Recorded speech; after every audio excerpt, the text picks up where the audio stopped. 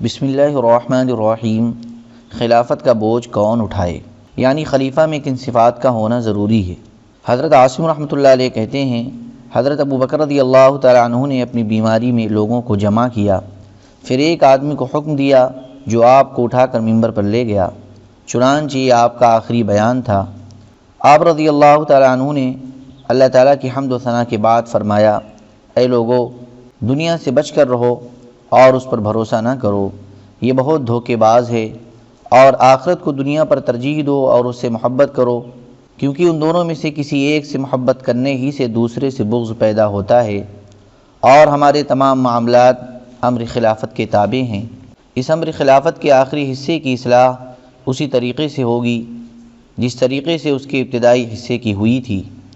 اس امر خلافت کا بوجھ وہی اٹھا سکتا ہے جو تم میں زیادہ تقوی والا ہو اور اپنے نفس پر سب سے زیادہ قابو پانے والا ہو، سختی کے موقع پر خوب سخت اور نرمی کے موقع پر خوب نرم ہو، اور شورا والے اہل رائے کی رائے کو خوب جانتا ہو، لا یعنی میں مشغول نہ ہوتا ہو، جو بات ابھی پیش نہ آئی ہو اس کی وجہ سے غمگین و پریشان نہ ہو، علم سیکھنے سے شرماتا نہ ہو، اچانک پیش آ جانے والے کام سے گھبراتا نہ ہو، مال کے سنبھالنے میں خوب مضبوط ہو، اور غصے میں آ کر کمی زیادتی کر کے مال میں خیانت بالکل نہ کرے، اور آئندہ پیش آنے والے امور کے لیے تیاری رکھے، اور احتیاط اور چوکنا پن اور اطاعت خداوندی اس کے پاس ہر وقت تیار ہو۔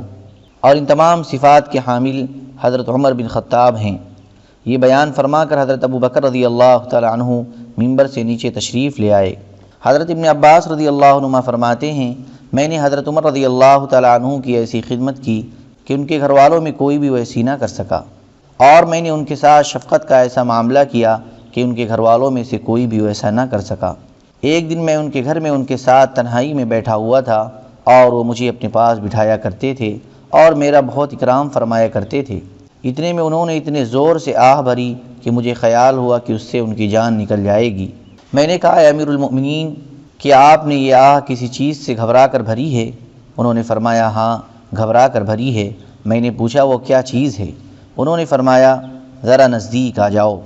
چنانچہ میں ان کے بالکل قریب ہو گیا تو فرمایا، میں کسی کو اس امر خلافت کے اہل نہیں پا رہا ہوں۔ میں نے کہا، فلاں اور فلاں، فلاں اور فلاں، فلاں اور فلاں کے بارے میں آپ کا کیا خیال ہے؟ اور حضرت ابن عباس رضی اللہ تعالیٰ عنہ نے ان کے سامنے 6 اہل شورا کے نام گنائے۔ جواب میں حضرت عمر رضی اللہ تعالیٰ عنہ نے ان 6 میں سے ہر ایک کے بارے میں کچھ نہ کچھ بات فرمائی۔ پھر فرمایا، اس امر خلافت کی صلاحیت صرف وہی آدمی رکھتا ہے جو مضبوط ہو لیکن سخت اور درشت نہ ہو، نرم ہو لیکن کمزور نہ ہو، سخی ہو لیکن فضول خرچ نہ ہو، احتیاط سے خرچ کرنے والا ہو لیکن کنجوس نہ ہو۔ حضرت ابن عباس رضی اللہ عنہما فرماتے ہیں کہ ایک دن میں حضرت عمر بن خطاب رضی اللہ عنہ کے پاس بیٹھا ہوا تھا کہ اتنے میں انہوں نے اتنے زور سے سانس لیا، میں سمجھا کہ ان کی پسلیاں ٹوٹ گئی ہیں۔ میں نے کہا، اے امیر المؤمنین، آپ نے کسی بڑی پریشانی کی وجہ سے اتنا لمبا سانس لیا ہے؟ انہوں نے کہا، ہاں، کسی بڑی پریشانی کی وجہ سے لیا ہے، اور وہ یہ ہے کہ مجھے سمجھ نہیں آ رہا ہے کہ میں اپنے بعد یہ امر خلافت کس کے سپرد کروں۔ پھر میری طرف متوجہ ہو کر فرمایا، شاید تم اپنے ساتھی یعنی حضرت علی رضی اللہ عنہ کو اس امر خلافت کا اہل سمجھتے ہو؟ میں نے کہا، جی ہاں، بے شک وہ اس امر خلافت کے اہل ہیں، کیونکہ وہ شروع میں مسلمان ہوئے تھے اور بڑے فضل و کمال والے ہیں۔ انہوں نے فرمایا، بے شک وہ ایسے ہی ہیں جیسے تم نے کہا، لیکن وہ ایسے آدمی ہیں کہ ان میں دل لگی اور مذاق کی عادت ہے۔ پھر ان کا تذکرہ کرتے رہے، اور پھر فرمایا، اس امر خلافت کی صلاحیت صرف وہی آدمی رکھتا ہے جو مضبوط ہو لیکن درست نہ ہو، اور نرم ہو لیکن کمزور نہ ہو، اور سخی ہو لیکن فضول خرچ نہ ہو، اور احتیاط سے خرچ کرنے والا ہو لیکن کنجوس نہ ہو۔ حضرت ابن عباس رضی اللہ عنہ فرمایا کرتے تھے کہ یہ تمام صفات تو صرف حضرت عمر رضی اللہ عنہ میں ہی پائی جاتی تھی۔ حضرت ابن عباس رضی اللہ عنہ فرماتے ہیں کہ میں حضرت عمر رضی اللہ عنہ کی خدمت کیا کرتا تھا، ان سے ڈرا بھی بہت کرتا تھا اور ان کی تعظیم بھی بہت کیا کرتا تھا۔ میں ایک دن ان کی خدمت میں ان کے گھر حاضر ہوا، وہ اکیلے بیٹھے ہوئے تھے۔ انہوں نے اتنے زور سے سانس لیا، میں سمجھا کہ ان کی جان نکل گئی ہے۔ پھر انہوں نے آسمان کی طرف سر اٹھا کر بہت لمبا سانس لیا۔ میں نے ہمت سے کام لیا اور کہا، میں ان سے اس بارے میں ضرور پوچھوں گا۔ چنانچہ میں نے کہا اے امیر المؤمنین، آپ نے کسی بڑی پریشانی کی وجہ سے اتنا لمبا سانس لیا ہے؟ انہوں نے کہا ہاں اللہ کی قسم مجھے سخت پریشانی ہے، اور وہ یہ ہے کہ مجھے اس امر خلافت کا اہل کوئی بھی نہیں مل رہا ہے۔ پھر فرمایا شاید تم یوں کہتے ہوگے کہ تمہارے ساتھی یعنی حضرت علی رضی اللہ عنہ اس امر خلافت کے اہل ہیں۔ میں نے کہا اے امیر المؤمنین، انہیں ہجرت کرنے کی سعادت بھی حاصل ہے، اور وہ حضور صلی اللہ علیہ وسلم کی صحبت یافتہ بھی ہیں، اور حضور صلی اللہ علیہ وسلم کے رشتہ دار بھی ہیں، کیا وہ ان تمام امور کی وجہ سے خلافت کے اہل نہیں ہیں؟ حضرت عمر رضی اللہ تعالیٰ عنہ نے فرمایا تم جیسے کہہ رہے ہو وہ ایسے ہی ہیں، لیکن ان میں مزاح اور دل لگی کی عادت ہے۔ پھر وہ حضرت علی رضی اللہ عنہ کا تذکرہ فرماتے رہے۔ پھر یہ فرمایا کہ خلافت کی ذمہ داری صرف وہی شخص اٹھا سکتا ہے جو نرم ہو لیکن کمزور نہ ہو، اور مضبوط ہو لیکن سخت نہ ہو، اور سخی ہو لیکن فضول خرچ نہ ہو، اور احتیاط سے خرچ کرنے والا ہو لیکن کنجوس نہ ہو۔ اور پھر فرمایا اس امر خلافت کو سنبھالنے کی طاقت صرف وہی آدمی رکھتا ہے جو بدلہ لینے کے لیے دوسروں سے حسن سلوک نہ کرے، اور ریاکاروں کی مشابہت اختیار نہ کرے، اور لالچ میں نہ پڑے۔ اور اللہ کی طرف سے سونپی ہوئی خلافت کی ذمہ داری کی طاقت صرف وہی آدمی رکھ سکتا ہے جو اپنی زبان سے ایسی بات نہ کہے جس کی وجہ سے اپنا عزم توڑنا پڑے، اور اپنی جماعت کے خلاف بھی حق کا فیصلہ کر سکے۔ حضرت عمر رضی اللہ عنہ فرماتے ہیں اس امر خلافت کا ذمہ دار اس شخص کو ہی بننا چاہیے جس میں یہ چار خوبیاں پائی جاتی ہوں: نرمی ہو لیکن کمزوری نہ ہو، مضبوطی ہو لیکن درستی نہ ہو، احتیاط سے خرچ کرتا ہو لیکن کنجوسی نہ ہو، اور سخاوت ہو لیکن فضول خرچی نہ ہو۔ اگر اس میں ان میں سے ایک خوبی بھی نہ ہوئی تو باقی تینوں خوبیاں بیکار ہو جائیں گی۔ حضرت عمر رضی اللہ عنہ فرماتے ہیں کہ اللہ کے اس کام کو ٹھیک طرح سے وہی کر سکتا ہے جو بدل لینے کے لیے دوسروں سے حسن سلوک نہ کرے، اور ریاکاروں کی مشابہت اختیار نہ کرے، اور لالچ میں نہ پڑے، اس میں اپنی عزت بنانے کا جذبہ نہ ہو، اور تیزی اور غصے کے باوجود حق کو نہ چھپائے۔ حضرت سفیان بن ابی العوجہ رحمۃ اللہ علیہ فرماتے ہیں کہ حضرت عمر رضی اللہ تعالیٰ عنہ نے ایک مرتبہ فرمایا خدا کی قسم مجھے یہ معلوم نہیں کہ میں خلیفہ ہوں یا بادشاہ ہوں، اگر میں بادشاہ ہوں تو یہ بڑے خطرے کی بات ہے۔ حاضرین میں سے ایک نے کہا ان دونوں میں تو بڑا فرق ہے، خلیفہ تو ہر چیز حق کی وجہ سے لیتا ہے اور پھر اسے حق میں ہی خرچ کرتا ہے، اور اللہ کے فضل سے آپ ایسے ہی ہیں، اور بادشاہ لوگوں پر ظلم کرتا ہے، ایک سے زبردستی لیتا ہے اور دوسرے کو ناحق دیتا ہے۔ یہ سن کر حضرت عمر رضی اللہ عنہ خاموش ہو گئے۔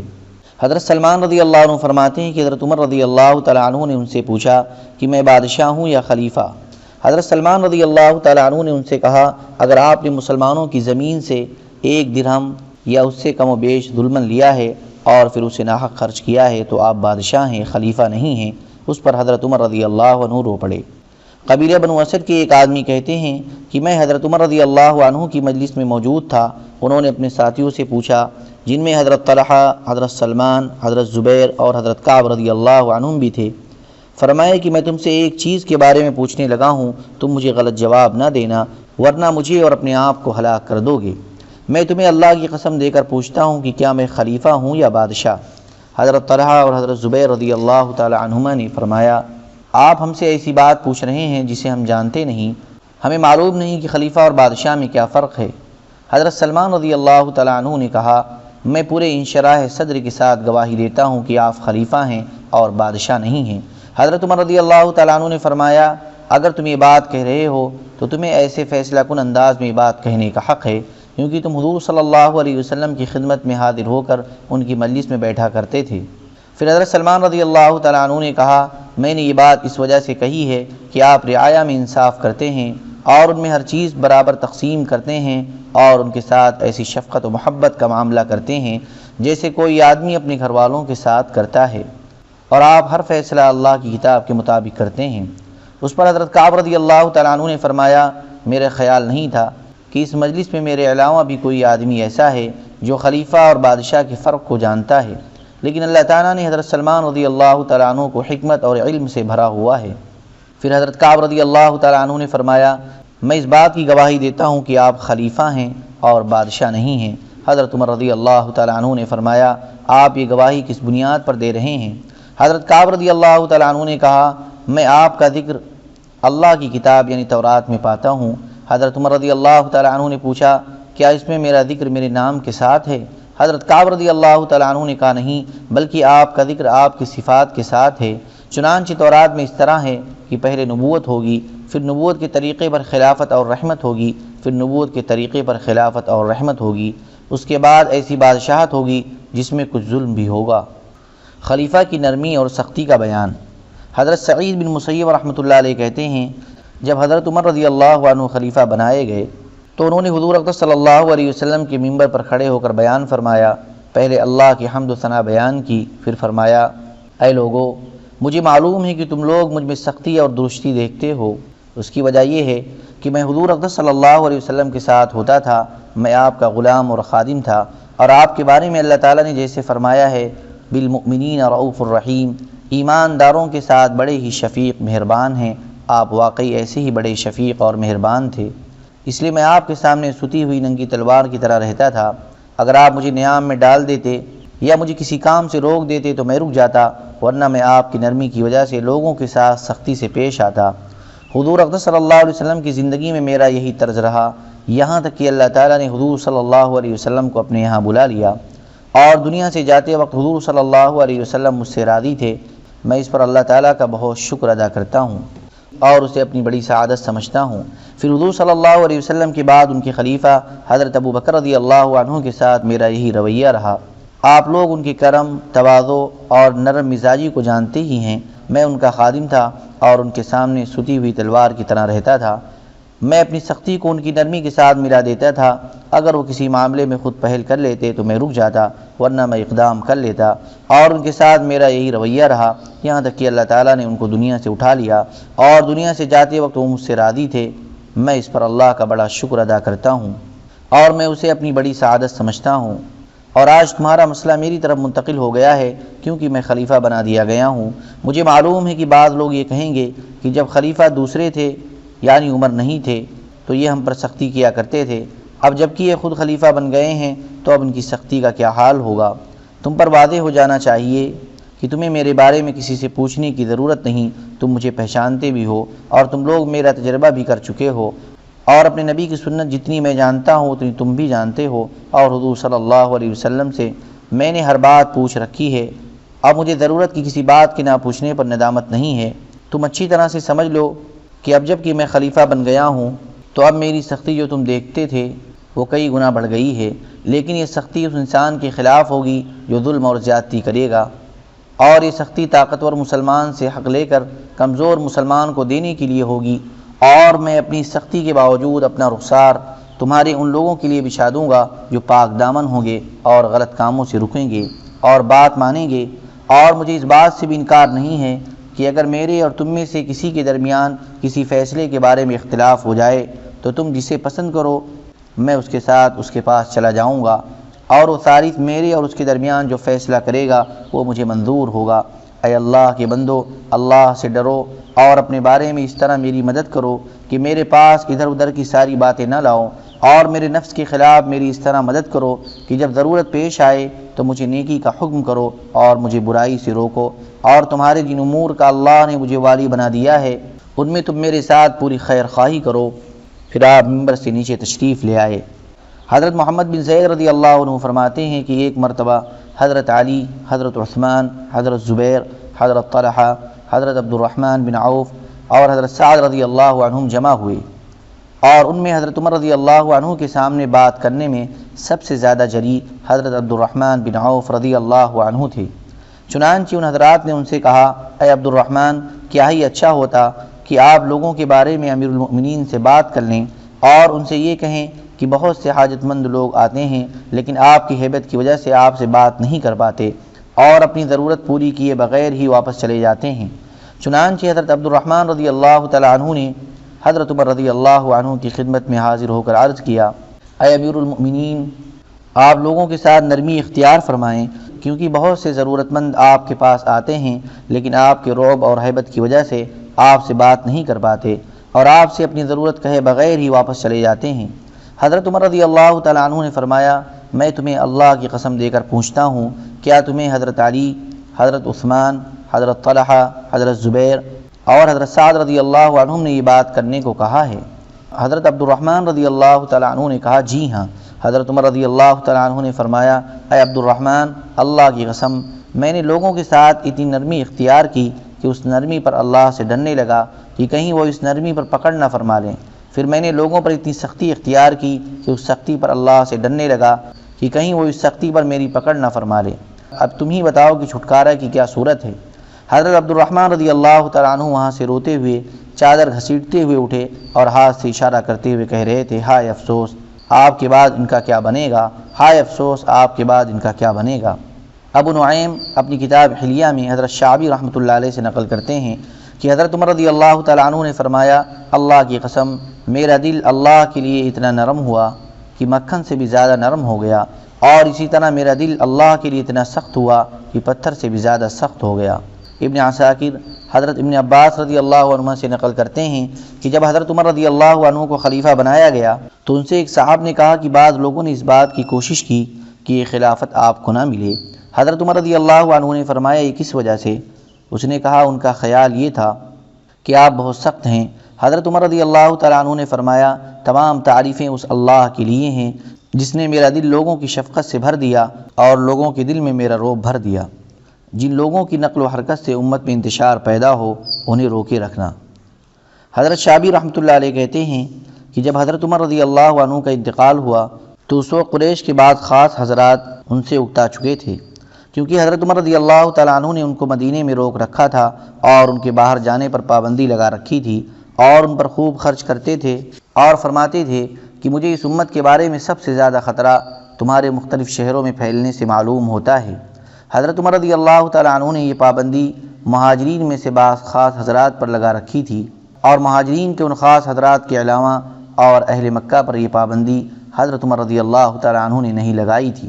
چنانچہ جن مہاجرین کو حضرت عمر رضی اللہ تعالیٰ عنہ نے مدینہ رہنے کا پابند بنا رکھا تھا، ان میں سے کوئی جہاد میں جانے کی اجازت مانگتا تو اس سے فرماتے کہ تم حضور صلی اللہ علیہ وسلم کے ساتھ جو غزوات کے سفر کر چکے ہو وہ منزل مقصود یعنی جنت کے اعلیٰ درجات تک پہنچنے کے لیے کافی ہیں۔ آج تو غزوے میں جانے سے تمہارے لیے یہی بہتر ہے کہ یہاں مدینہ ہی میں رہو، نہ تم دنیا کو دیکھو اور نہ دنیا تمہیں دیکھے۔ حضرت عمر رضی اللہ تعالیٰ عنہ کا مقصد یہ تھا کہ یہ چند خاص حضرات اگر مختلف علاقوں میں چلے جائیں گے تو وہاں کے مسلمان ان کی ہی صحبت پر اکتفا کر لیں گے اور مدینہ نہیں آیا کریں گے، اور یوں ان کا امیر المؤمنین سے اور مرکز اسلام سے تعلق کمزور ہو جائے گا۔ اگر یہ حضرات مدینہ ہی میں رہیں گے تو ساری دنیا کے مسلمان مدینہ آیا کریں گے اور اس طرح ان کا امیر المؤمنین اور مرکز اسلام سے تعلق مضبوط ہوتا رہے گا، اور یوں مسلمانوں میں فکر اور محنت اور ساری ترتیب میں یکسانیت رہے گی۔ جب حضرت عثمان رضی اللہ عنہ خلیفہ بنے تو انہوں نے ان حضرات سے پابندی اٹھا لی اور انہیں جانے کی اجازت دے دی۔ یہ حضرات مختلف علاقوں میں پھیل گئے اور وہاں کے مسلمانوں نے ان حضرات کی صحبت پر ہی اکتفا کر لیا۔ اس حدیث کے راوی حضرت محمد اور حضرت طلحہ رضی اللہ عنہما کہتے ہیں کہ یہ سب سے پہلی کمزوری تھی جو اسلام میں داخل ہوئی، اور یہی سب سے پہلا فتنہ تھا جو عوام میں پیدا ہوا کہ مقامی حضرات سے تعلق زیادہ ہو گیا اور امیر المؤمنین اور مرکز اسلام سے تعلق کم ہو گیا۔ حضرت قیس بن ابی حازم رحمۃ اللہ علیہ کہتے ہیں کہ حضرت زبیر رضی اللہ تعالیٰ عنہ حضرت عمر رضی اللہ عنہ کی خدمت میں جہاد میں جانے کی اجازت لینے کے لیے آئے۔ حضرت عمر رضی اللہ تعالیٰ عنہ نے فرمایا، تم اپنے گھر میں بیٹھے رہو، تم حضور صلی اللہ علیہ وسلم کے ساتھ بہت غزوے کر چکے ہو۔ حضرت زبیر رضی اللہ عنہ بار بار اصرار کرنے لگے۔ تیسری یا چوتھی مرتبہ کے اصرار پر حضرت عمر رضی اللہ تعالیٰ عنہ نے فرمایا، اپنے گھر میں بیٹھ جاؤ، کیونکہ اللہ کی قسم میں دیکھ رہا ہوں کہ اگر تم اور تمہارے ساتھی نکل کر اطراف مدینہ میں چلے جاؤ گے تو تم لوگ حضرت محمد صلی اللہ علیہ وسلم کے صحابہ کے خلاف فتنہ پیدا کر دو گے۔ اللہم صلی علی سیدنا وعلی آل سیدنا وحبیبنا ومحبوبنا ومولانا محمد وبارک وسلم۔ سبحان ربک رب العزة عما یصفون وسلام علی المرسلین والحمد للہ رب العالمین۔